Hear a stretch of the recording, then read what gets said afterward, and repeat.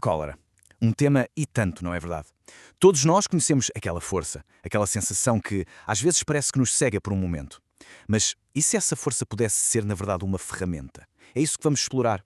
Vamos tentar perceber o que é a cólera, os seus efeitos e, o mais importante, como podemos transformá-la num degrau para a nossa evolução espiritual. Olhem bem para esta imagem. Quem é que nunca se sentiu assim? Com este fogo a arder por dentro, aquele aperto no peito, a mente a ferver, é uma sensação que todos conhecemos, é universal. Mas o que é que está por trás disto? O que é que esta emoção tão forte nos está a dizer? Vale a pena olhar para isto com mais atenção. Ok, então o nosso percurso hoje vai ser este. Vamos começar por perceber o que é isto da fúria, ver o estrago que ela pode fazer. Depois, vamos olhar para isto de uma perspectiva espiritual, descobrir o antídoto que Jesus nos deixou e, no fim, saímos daqui com um guia prático para encontrarmos mais calma, mais mansidão. Vamos a isso? Muito bem, vamos então começar pela base. Primeira parte, a anatomia da fúria. Afinal, o que é realmente a cólera? A definição do dicionário é bastante direta, não é? Violenta irritação contra o que nos contraria. A palavra-chave aqui, para mim, é violenta. Reparem, não estamos a falar de ficar um bocadinho chateado ou frustrado, estamos a falar de uma força, uma coisa que, se não tivermos cuidado, escala muito, muito depressa para a violência, para a fúria. E podemos pensar nisto como a raiz de um problema muito maior. A cólera é essa raiz. E a partir dela, o que é que cresce? Bem, crescem a fúria, a ira, e se deixarmos estas coisas crescerem, elas dão origem ao ódio e ao rancor. É como uma teia de emoções negativas, todas ligadas à mesma origem. Pronto, já percebemos o que é. Agora vamos à segunda parte, que é... Bem, são as consequências. O rasto de destruição que a cólera deixa por onde passa. E um sítio onde isto é muito, muito visível é no trabalho. Pensem nisso. A fonte que estamos a analisar chama-lhe mesmo uma patologia, uma doença que afeta não só as pessoas, mas as empresas inteiras. E o mais incrível é que, apesar de ser super comum, muitas vezes é ignorada. As pessoas fingem que não veem o quão destrutivo isto pode ser. E olhem bem para os efeitos. São brutais. Isto vai muito para além do mau ambiente. A cólera literalmente destrói o potencial das pessoas, aniquila a criatividade, por dentro vai corroendo a própria estrutura da empresa. Cria um ambiente tóxico onde ninguém quer estar. A colaboração, esqueçam. A produtividade cai a pique, claro. É um verdadeiro veneno que vai matando a equipa aos poucos. Ok, vamos mudar de perspectiva agora. Já vimos o lado prático, o lado do dia-a-dia. Mas vamos subir um degrau.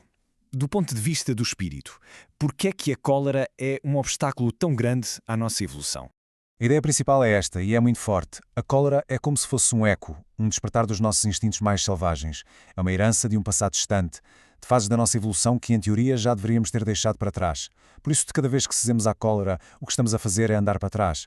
Estamos a atrasar a nossa própria evolução. É um verdadeiro atraso de vida, no sentido moral e espiritual. Certo, se a cólera é o veneno, então qual é o antídoto? Existe um? Sim. E a resposta, o grande remédio, foi-nos dado há mais de 2000 anos. Vamos então ver o que Jesus nos ensinou sobre isto. E o contraste não podia ser mais claro. De um lado, temos a lei antiga, a lei da vingança, olho por olho, dente por dente. É instintivo, certo, mas depois vem Jesus com uma proposta que vira tudo do avesso. Não resistais ao mal. Se te baterem numa face, oferece a outra. E atenção, isto não é ser passivo ou fraco. Pelo contrário, é preciso uma força moral gigante para fazer isto, para ser a pessoa que quebra o ciclo vicioso da violência. É exatamente isto. Pensem numa fogueira. Se lhe atirarmos mais lenha, ela apaga-se? Não, arde com mais força. É a mesma coisa com a violência. Violência gera mais violência. Reagir com raiva à raiva só alimenta o fogo. A única coisa que realmente apaga este incêndio é o oposto. É o bem, é a calma, é o perdão. É uma lógica completamente diferente. E a coisa vai ainda mais longe. Não se trata só de ações, mas também de pensamentos. A doutrina explica que um pensamento de raiva, de vingança, cria uma espécie de energia, uma corrente fluídica penosa que nos magoa a nós e aos outros. Já um pensamento de perdão, de bondade, gera o oposto. Cria uma sintonia agradável, um ambiente de paz. Os nossos pensamentos moldam a realidade à nossa volta. Tudo isto é muito bonito, na teoria, certo? Mas... e na prática, como é que pomos isto em ação quando alguém nos tira do sério? É isso que vamos ver agora. Vamos a um guia prático com ferramentas que podemos usar no nosso dia-a-dia para encontrar essa paz interior. E sabem que mais? O nosso próprio corpo dá-nos pistas. É fascinante. Quando estamos cheios de raiva, de ódio, o que acontece? O sangue foge das extremidades, vai para o centro do corpo. É por isso que ficamos com as mãos e os pés frios. Já quando sentimos amor, bondade, acontece o contrário. O sangue circula melhor por todo o lado e sentimos uma sensação de calor. O nosso corpo não mente, ele reflete o que vai na nossa alma. Então, que ferramenta é essa de que falamos? Bem, temos aqui uma sugestão de Chico Xavier que é de uma simplicidade genial. Quando sentirem a irritação a vir, aquele impulso de responder mal, façam uma coisa simples. Peguem num copo de água, bebam um gole e guardem o resto na boca. É chamada água da paz. Mas porquê? Qual é o segredo? É brilhante. Pensem bem. Primeiro, com a boca cheia de água é impossível gritar ou dizer uma asneira, não é? Fisicamente impossível. Mas mais importante que isso, este gesto tão simples obriga-nos a fazer uma pausa. Dá-nos aqueles segundos preciosos para a cabeça arrefecer, para a razão voltar a tomar conta da situação em vez do impulso. E nesses segundos, a serenidade pode começar a voltar. Então, para simplificar, podemos resumir isto em 4 passos. Primeiro, pausa. É o mais importante. Sentir a cólera a vir e parar. Segundo, acalmar. Usar a técnica da água ou respirar fundo, o que funcionar melhor para cada um. Terceiro, transformar.